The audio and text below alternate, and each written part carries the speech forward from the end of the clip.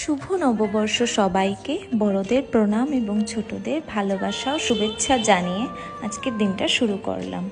তো প্রথমেই আমি ঠাকুরকে পুজো দিয়ে দিলাম খুবই ভালোভাবে। আজকের দিনে প্রথম ঠাকুরকেই পুজো দিলাম। তারপর আমরা রান্নাবান্নাও করে নিলাম, করে খাওয়া দাওয়া হয়ে গেল, এখানে দেখতেই পারছো। তো দেন আমি বিকেলবেলা মানে সন্ধেবেলার একটু আগেই রেডি হয়ে একটু বের হলাম। সেখান থেকে আমরা গেলাম মাছমারা। এখানে বিহু উৎসব পালন করা হচ্ছিল খুবই সুন্দরভাবে। তো এটা ছিল ভবচক্র, অনেক বড়। তো সেখানে আমরা গিয়েছিলাম। তারপর কুমারঘাটে এসেও দেখি এখানেও এটা বানানো হয়। তারপর আমরা কুমারঘাট ভবতারিণী মন্দিরে চলে গেলাম।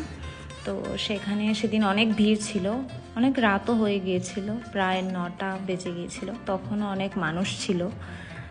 তারপর মায়ের দর্শন করলাম, খুবই ভালো লাগলো মায়ের মুখটা দেখে, সত্যি মনটা একদম শান্ত হয়ে গেল।